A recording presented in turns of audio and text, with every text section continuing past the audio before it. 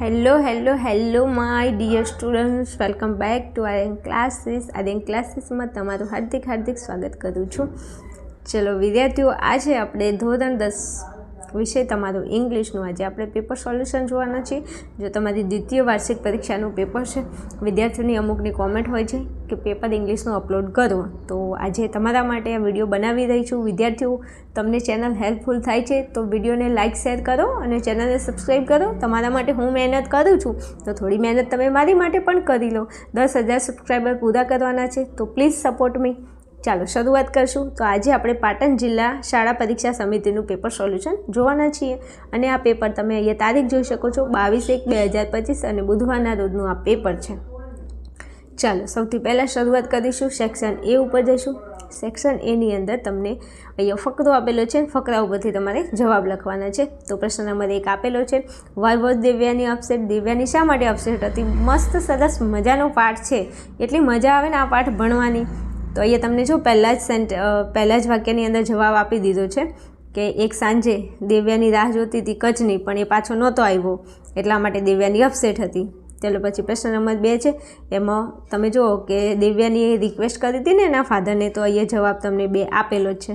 Okay, બધા જવાબ કરાવીશ નહીં, તમે થોડું જોઈ લેજો. ઓકે, ચાલો તો પછી તમે અહીંયા આગળ જોઈ શકો છો પ્રશ્ન નંબર 3 અને 4 છે. એ ફકરાની અંદર મેં જવાબ ટીક કરેલા જ છે, તમે અહીંયા જોઈ લેજો. ચલો પછી પ્રશ્ન નંબર 5 અને 6. ચાલો ત્યાંથી આગળ વધીશું, તો તમે જોઈ લેજો પ્રશ્ન નંબર 7, 8, 9 અને 10. ઓકે, ચાલો આગળ વધીશું. આગળ તમને આપેલી છે શોર્ટ નોટ, જે તમે એ જોઈ શકો છો. ચાલો પછી પ્રશ્ન નંબર 12થી લઈ અને 15 સુધી તમારા ટ્રુ ફોલ્સ છે, ખરા ખોટા તમારે કહેવાના છે. તો 12માં આપણો જવાબ આવશે ખરું, 13માં જવાબ આવશે ખોટું, 14માં જવાબ આવશે સાચું અને 15માં જવાબ આવશે ખોટું. જોઈ શકો છો સરસ મજાના તમને MCQ પૂછેલા છે. ચાલો ત્યાંથી આગળ વધીશું, તો વિભાગ બી ઉપર જઈશું. વિભાગ બીની અંદર સેક્શન બીની અંદર તમને સ્ટાન્જા આપેલો છે અને એના ઉપરથી તમારે 16, 17 અને 18 પ્રશ્નોના જવાબ શોધીને લખવાના છે. ખાસ વિદ્યાર્થીઓ, તમારા ધોરણ 10 કે કોઈ બી ઇંગ્લિશનું પેપર હોય એમાં સૌથી વધારે ફકરા ઉપરથી જવાબ શોધીને લખવાના હોય છે. ઓકે, ચલો ત્યાંથી આગળ વધીએ. તો અહીંયા પણ તમને એક પેરેગ્રાફ આપેલો છે અને એના ઉપરથી તમારે પ્રશ્નોના જવાબ શોધીને લખવાના છે, જે 19થી 23 તમને અહીંયા આપેલા છે, જે તમે જોઈ શકો છો. ફકરામાંથી શોધી ને લખવાના છે. ચલો પછી ત્યાંથી આગળ વધીએ તો તમને અહીંયા ડેટા આપેલો છે. ડેટા ઉપરથી તમારે પ્રશ્નોના જવાબ શોધીને લખવાના છે. તો વોટ ઇઝ ધીસ ડેટા? પ્રશ્ન નંબર 24માં પૂછ્યું છે, તો જવાબ તમને અહીંયા આપેલો છે નોટિસ. પ્રશ્ન નંબર 25, તો 25માં તમને અહીંયા કીધું છે કે આ જે નોટિસ છે એ અબાઉટ શેના વિશે છે, તો એનો જવાબ અહીંયા તમને આપેલો છે, મેં ટીક કરેલા છે, ચેક કરી લેજો. પ્રશ્ન નંબર 26 છે, what is the name of the club? ક્લબનું નામ શું હતું? તો અહીંયા આપેલું છે સુરતાલ મ્યુઝિક ક્લબ. પછી પ્રશ્ન નંબર 27માં who is the chief guest? Chief guest કોણ હતા? તો પ્રશ્ન નંબર 27માં અહીંયા આપેલું છે, જો ચીફ ગેસ્ટ હતા, કોણ હતા? પંડિત હંસરાજ હાથી. મજાક કરું છું, આપણે તારક મહેતા કા ઉલ્ટા ચશ્મામાં આવે છે ને, હંસરાજ હાથી. કોમલ, મુझे ભૂખ લગી હે, ખાના દો ના. નથી ખાવાનું બનાવ્યું, પણ ક્યાંથી હાલે બિચારી. ચલો પછી પ્રશ્ન number 28, where will the function B held? તો 28માં અહીંયા તમને જવાબ આપેલો છે એસેમ્બલી હોલ. ચાલો ત્યાંથી આગળ વધીશું. તો તમને અહીંયા આગળ શું કીધું છે? ડાયલોગ, અને ડાયલોગ ઉપરથી તમારે પ્રશ્નોના જવાબ શોધીને લખવાના છે, 29થી લઈને અને 32 સુધી. તો આ જે પ્રશ્નો છે એના જવાબ મેં અહીંયા વિદ્યાર્થીઓ તમે જોઈ શકો છો, મેં ટીક કરેલા છે, થોડું ચેક કરી લેશો. તો અહીંયા જો પ્રશ્ન નંબર 29માં કીધું છે, હુ આર ટોકિંગ હિયર? તો મહેશ એન્ડ રાજેશ. અરે મહેશ અને રાજેશ. કોણ વાત કરે છે? તો મહેશ અને રાજેશ. ચાલો પછી પ્રશ્ન નંબર 30માં શું કીધું છે? Which are the cash crop? પ્રશ્ન નંબર 30, તો અહીંયા જો આપેલું છે, ક્યાં ગયું? Banana and sunflower. ચાલો પછી પ્રશ્ન નંબર 31માં from where does Rajesh get a loan? તો પ્રશ્ન નંબર 31માં આ રહ્યો તમારો જવાબ, તમે જોઈ શકો છો. અને પ્રશ્ન નંબર 32માં કીધું છે, વેર does Rajesh cell his crop? તો આ રહ્યો 32નો જવાબ, એગ્રીકલ્ચરલ માર્કેટ. ચાલો ત્યાંથી આગળ વધીશું, વિભાગ સી ઉપર જઈશું. વિભાગ સીની અંદર તમને સરસ મજાનું શું પૂછ્યું છે, તો અહીંયા તમને ફંક્શન, લેંગ્વેજ ફંક્શન, સરસ મજાના ફંક્શન તમને પૂછ્યા છે. મજા આવી જાય ફંક્શનની અંદર. તો બસ ખાલી તમને જો શબ્દો આવડતા હોય તો મજાને મજા, તમારો એક પણ માર્ક્સ આમાંથી કટ ન થાય. ચલો હવે અહીંયા શું કીધું છે પ્રશ્ન નંબર 33માં, તો Surat is as hot as Ahmedabad. તો અમદાવાદના સુરતની સરખામણી કરી છે. તો તમે જોઈ શકો છો એકબીજાની સરખામણી જ્યારે થાય ને ત્યારે કમ્પેરિઝન આવે, એકબીજાની સરખામણી થાય. તો અહીંયા જવાબ આપેલો છે 33માં ડી. ચલો પછી 34માં જવાબ શું આવે, I always get up early. તો અહીંયા ઓલવેઝ શબ્દ આવ્યો. તો ઓલવેઝ શબ્દ એ ફ્રીક્વન્સી ઓફ એક્શન, તમને સાદા વર્તમાનકાળના શબ્દો અહીંયા જોવા મળી શકે છે. તો જવાબ આવશે ફ્રીક્વન્સી ઓફ એક્શન. તો જવાબ એ આવશે 34માં. ચલો પછી ત્યાંથી આગળ જઈએ તો પ્રશ્ન નંબર 35માં, ગિરીશ સ્પીક્સ સો ફ્લુએન્ટલી. તો અહીંયા જોઈ શકો છો જવાબ તમારો આવશે મેનર. શું આવશે, મેનર, કઈ રીતે, સારી રીતે.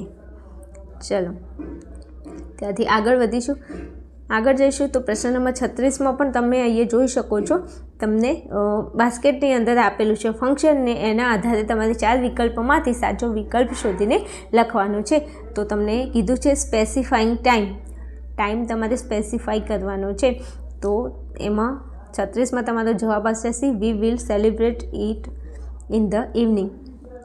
ચાલો પ્રશ્ન નંબર 37માં તમારે સોવિંગ કન્ડિશન શોધીને લખવાની છે. તો કન્ડિશન આવે એટલે ઇફ, અનલેસ.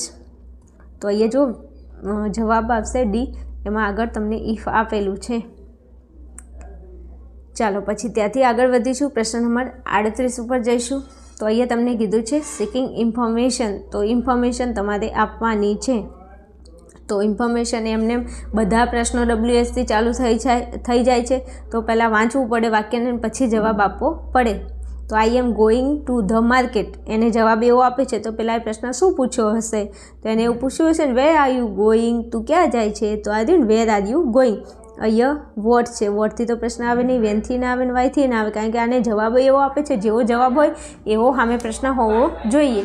ઓકે ચાલો ત્યાંથી આપણે આગળ વધીશું.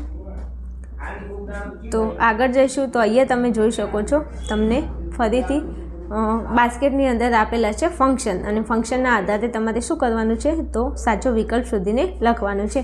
તો પ્રશ્ન નંબર 39માં તમને કીધું છે પોસિબિલિટી.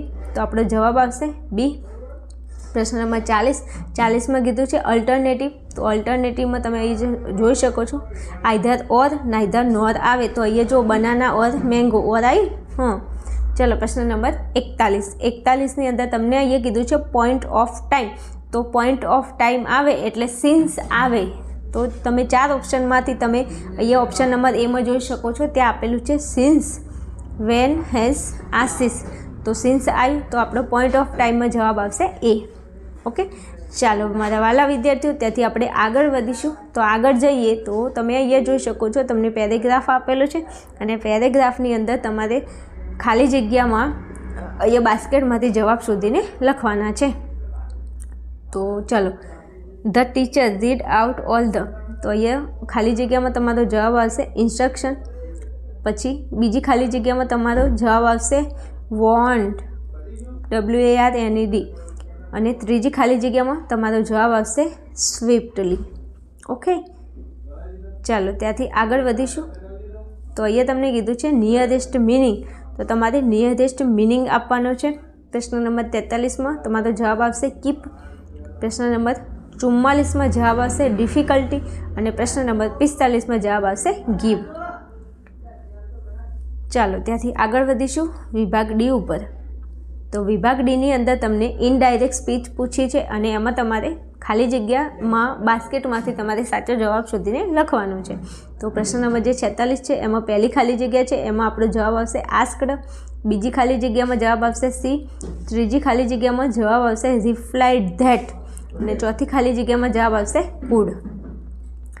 ચાલો ત્યાંથી આગળ વધીશું વિદ્યાર્થીઓ. હવે તમારે શું કરવાનું છે, કંજક્શન શોધીને લખવાના છે. ખાલી જગ્યા અહીંયા વચ્ચે કંજક્શન લખવાના છે. તો પ્રશ્ન નંબર 47માં તમારો જવાબ આવશે સો.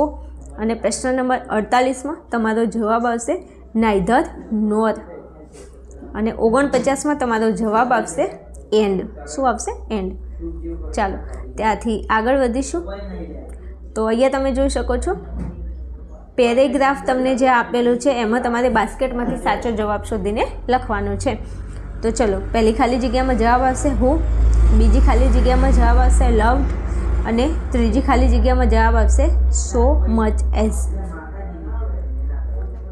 ચાલો ત્યાંથી આગળ વધીશું.